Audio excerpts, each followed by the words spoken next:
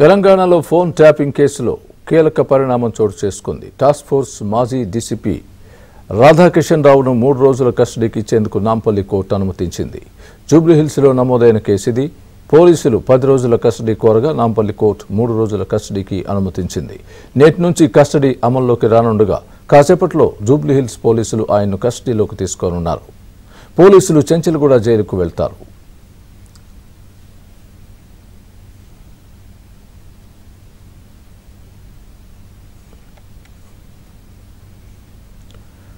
తెలంగాణలో phone tapping కేసులో కీలక పరిణామం చోటు చేసుకుంది. టాస్క్ ఫోర్స్ మాజీ డీసీపీ రాధాకిషన్ రావును 3 రోజుల కస్టడీకి ఇచ్చేందుకు నాంపల్లి కోర్టు అనుమతించింది.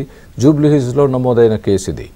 పోలీసులు 10 రోజుల కస్టడీ కోరగా నాంపల్లి కోర్టు 3 రోజుల కస్టడీకి అనుమతించింది.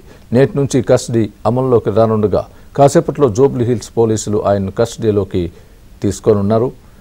ఇదే అంశానికి సంబంధించి పూర్తి అప్డేట్ మా ప్రతినిధి క్రైమ్ బ్యూరో ఇన్ఛార్జ్ వెంకట్ అందిస్తారు. వెంకట్,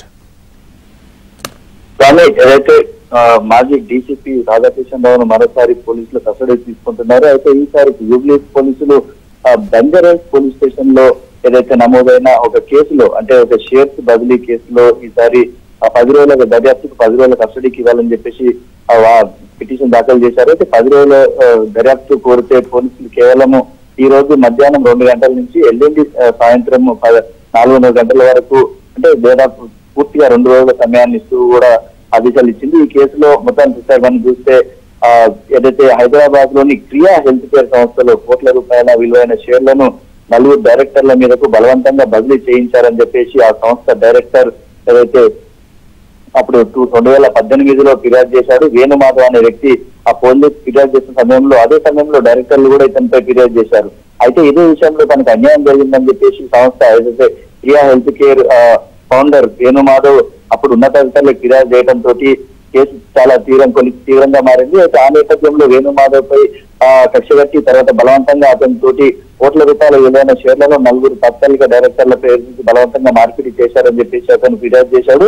అయితే అప్పుడు నమోదైన కేసులో దర్యాప్తు చేసిన సమయంలోనే ఇతను తర్వాత రాధాకిషన్ రావు అరెస్ట్ కావడం, తర్వాత తిరిగి ఈ సంవత్సరం మళ్ళీ ఏప్రిల్లో బంజారాస్ లో అతను వేణుమాధవ్ ఫిర్యాదు చేయడంతో ఈ కేసు తిరిగి రీఓపెన్ అయింది. తర్వాత ఇప్పుడు బలవంతంగా బదిలీ చేసిన షేర్స్ విలువ ఇప్పుడు ప్రస్తుతం ఎంత ఉంది, తర్వాత అప్పుడు ఎందుకు ఎవరి బలవంతం మీద షేర్స్ ను బదిలీ చేయించాల్సిన అవసరం వచ్చిందని చెప్పి పూర్తి స్థాయిలో విచారించేందుకు పోలీసులు అయితే ఒక క్వశ్చనర్ సిద్ధం చేశారని చెప్పవచ్చు. ఈ కేసులో కొంతమంది ఇన్స్పెక్టర్లు ఉన్నారు, కొంతమంది బయట వ్యక్తులు కూడా కలిసి తను బలవంతంగా సికింద్రాబాద్ లో టాస్క్ ఫోర్స్ కార్యాలయంలో బంధించి అక్కడి నుంచే మొత్తం షేర్స్ బదిలీ చేయించారు. దీనికి నిబంధనలు విరుద్ధంగా జరిగిన ట్రాన్సాక్షన్ పై వీటిపై కఠిన చర్యలు తీసుకోవాలని చెప్పేసి కూడా వేణుమాధవ్ పిటిషన్ లో పేర్కొన్నాడు. దీనిపై ఈ ఏప్రిల్లో కేసు నమోదు చేసిన పోలీసులు ఇప్పుడు కేసు దర్యాప్తులో భాగంగానే మాజీ డీసీపీ రాధాకిషన్ రావును జైలు నుంచి కస్టడీకి తీసుకున్నారు. ఈ రోజు రేపు ఎల్లుండి సాయంత్రం వరకు విచారించిన తర్వాత ఎల్లుండి 4:30 గంటలకు తిరిగి జైలులో అప్పగించేందుకు ఏర్పాట్లు చేశారు. అయితే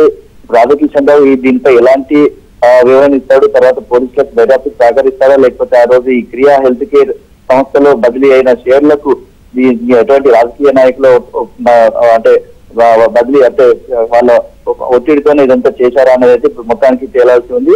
దీన్ని బట్టి చూస్తే చాలా కోట్ల రూపాయల విలువైన షేర్లను బదిలీ చేయటము ఇదంతా కూడా టాస్క్ ఫోర్స్ కార్యాలయంలోనే చేయటం వెనుక బయట వ్యక్తులు ఎవరు ఉన్నారనేది చాలా కీలకంగా మారింది. అప్పట్లో ఈ కేసులో అరెస్ట్ అయిన ఆరోపణలు ఎదుర్కొంటున్న కొంతమంది ఇన్స్పెక్టర్లు ఉన్నారు. తర్వాత కొందరు 2-3 సీఎల్తో కలిసి ఇదంతా కూడా కేవలం టాస్క్ ఫోర్స్ కార్యాలయంలోనే కూడా ఈ మొత్తం షేర్ల బదిలీ జరిగింది. కాబట్టి దీంతో పూర్తి స్థాయిలో దర్యాప్తు చేసి కోర్టుకు మొత్తం స్టేట్మెంట్ రూపంలో వివరించున్నారు. Swami, right Venkat, thanks for the update.